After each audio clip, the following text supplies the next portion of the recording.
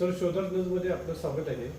तुम्ही कालच उत्तूरमध्ये फर्निचर मॉलवर कोल्हापूर जिल्ह्यामध्ये पहिल्यांदाच अशा एका अधिकाऱ्यांनी कारवाई केली की तिथं म्हणजे 5 लाकूड नव्हतं आणि विदाऊट 5 लाकूड न घेता त्यांनी म्हणजे बेकायदेशीररित्या फर्निचर बनवत होतं. अशा अनुषंगानं आपण त्याच्यावर कारवाई केली आणि कारवाई केल्यानंतर ते वृत्तपत्राला छापून आलं. त्या अनुषंगानं आज मी तुम्हाला तुमची मुलाखत आणि तुम्ही केलेल्या सगळ्या कामांचा आलेखा पाहण्यासाठी मी तुमच्या ऑफिसमध्ये आलेलो आहे.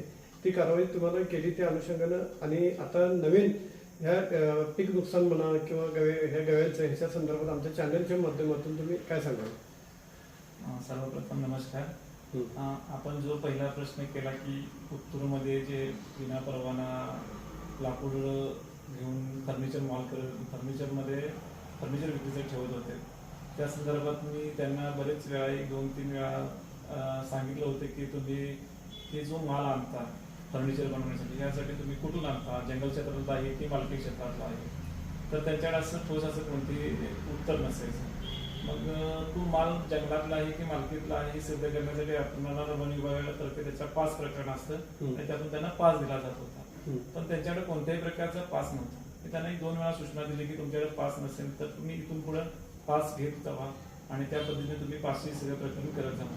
त्यांना 2-3 वेळा सूचना देऊन सुद्धा त्यांनी कुठल्याही प्रकारचं 5 ते 6 महिन्यात घेतला नसल्यामुळे त्यांच्यावरती आम्ही अचानकच मॉलची तपासणी करण्याचं ठरवलं आणि ते मॉलची तपासणी केल्यानंतर ना त्यामध्ये जवळजवळ 342 घनफूट आणि 9.707 घनमीटर इतका माल त्यांच्याकडे इमारती कापीव माल त्यांच्याकडे मिळून आला. त्या अनुषंगानं तुम्ही त्यांच्यावर गुन्हा दाखल केला. आणि तुम्ही यापूर्वी चंदगड तालुक्यामध्ये सुद्धा चांगली उल्लेखनीय कामगिरी केली. तुम्हाला आणखीन एक चंदगड पत्रकार सांगून उदयसिंग गायकवाड सहकारी पसरवता यांच्याकडे सन्मानपत्र अनेक म्हणजे हे मिळाले. शासनानं तुम्हाला गोल्ड मेडल म्हणून मिळालेलं आहे. त्याचा अनुभव मिळून आम्हाला ह्या गडीवरच्या नागरिकांना हा चांगलाच उपयोगी पडला असं म्हटल्यास काय वावगं ठरवलं नाही. कारण का तुम्ही 8-9 महिन्यामध्ये पीक नुकसान, शिकार म्हणा, वाहतूक, अवैध वृक्षतोड यामध्ये भरपूर तुम्ही कारवाई केलेली आहे. त्या अनुषंगाने तुम्ही काय सांगाल? निश्चितच मी या ठिकाणी 27 जून 2025 रोजी कार्यभार स्वीकारला वनपाल गडिंग्लज या पदाचा. त्यानंतर या ठिकाणी बघितलं गेलं की या ठिकाणी खूप मोठ्या प्रमाणात शिकारीचे प्रमाण होते, अवैध वाहतुकीचे प्रमाण होते, अवैध वृक्षतोड होती, अतिक्रमण होते. यानंतर मी माझ्या स्टाफ समवेत सगळ्यांना सोबत घेऊन एक टीमवर्क काम करण्याचं नियोजित आखलं गेलं आणि हे करत असताना मला पहिल्याच एक शिकारीची टीप मिळाली. त्यानंतर आम्ही पूर्ण रात्रभर मासेवाडीमध्ये दबाधून बसल्यानंतर सकाळी 6च्या दरम्यान आम्हाला त्या गाडीवरून माल जातेला दिसला. त्यानंतर आम्ही त्यांना लगेच तात्काळ अटक करून कोर्टामध्ये हजर केलेलं आहे. त्याच्यात सध्या चौकशीवरती प्रकरण चालू आहे आणि त्याचे चार्जशीट बनवून त्याच्यावरती माननीय न्यायालय जो निकाल देईल तो आम्हाला आणि त्यांनाही मान्य असेल. मुद्देमाला सकट आपण सर्व माल जप्त केलेला आहे. त्याच्यामध्ये एक मोटरसायकल, त्याचबरोबर रानडुकराच्या शिकारीमध्ये वापरलेले सर्व साहित्य जसं की मांस, रक्ती, फुफ्फुस, रानडुकराचे डोकं हे असंच आपण जवळजवळ माल अंदाजे 1.5 लाखाच्या आसपास माल त्यांचा जप्त केलेला आहे आणि तो कोर्टाच्या निदर्शनासही आणून दिलेला आहे.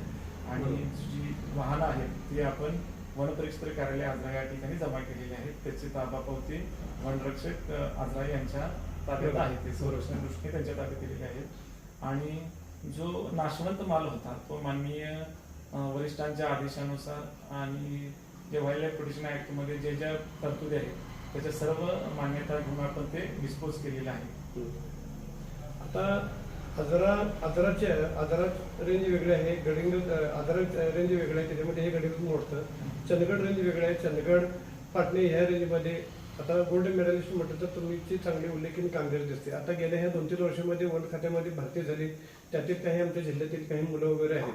तर त्यांनी ह्या खात्यामध्ये उल्लेखनीय कामगिरी आणि हे प्रशासन प्रगत करण्यासाठी अहोरात्र प्रयत्न त्यांनी करावे किंवा त्यांना तुम्हाला एक अनुभव तुम्ही गोल्ड मेडलिस्ट म्हणून तुम्ही त्या मुलांना नवीन भरती होणाऱ्या खात्यामध्ये काय तुम्ही त्यांना म्हणजे मार्गदर्शन करशील? निश्चित आपण जी स्वीकारलेली नोकरी आहे ती वन व वन्यजीव संरक्षणार्थ आपण स्वीकारलेली आहे. वनांचं व वन्य प्राण्यांचे संरक्षण आणि संवर्धन करणं हा आपला प्रमुख मूलभूत या डिपार्टमेंटचं काम आहे.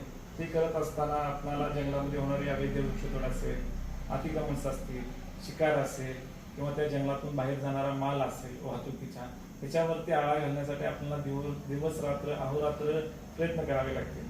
आणि आमच्याकडे फार मोठं जंगल क्षेत्र असतं, त्यामुळं एका माणसाच्या हाताखाली एक फक्त वनमजूर त्यांच्या सोबतीला असतो, त्यामुळे ते शक्य नाही. त्यामुळं आपल्याला जनमानसात मिळून मिसळून आपले गुप्तहेर ठेवणं गरजेचं आहे. आणि त्या गुप्तहेरच्या माध्यमातून जर आपल्याला बातमी आली तर आपण त्या ठिकाणी 15 ते 20 किंवा अर्ध्या तासात पोहोचणं गरजेचं आहे. एकदा जो आपल्याला देणारी माहिती आहे त्याच्याच कॉल आल्यानंतर आपण अर्ध्या तासातच त्या ठिकाणी पोहोचलो आणि त्याच्यावरती नियमानुसार कारवाई केली तर इतरांना पण संदेश जातो की बाबा आपण दिलेली माहिती आहे ती वन विभागाला दिल्यानंतर तात्काळ त्याच्यावरती ऍक्शन घेतली जाते. याच्यामध्ये कुठल्याही प्रकारच्या दबावाला बळी न पडता किंवा राजकीय प्रेशर आलं किंवा वरिष्ठांचं प्रेशर जरी आलं तरी ते थांबत नाही. एखाद्याला धडा शिकवायचा म्हटलं तर त्याच्यावरती रितसर कारवाई केली जाते. त्यामुळे जनमानसामध्ये वन विभागाची मोठ्या प्रमाणात प्रतिभा तयार होण्यास मदत होते. ठीक आहे, धन्यवाद सर.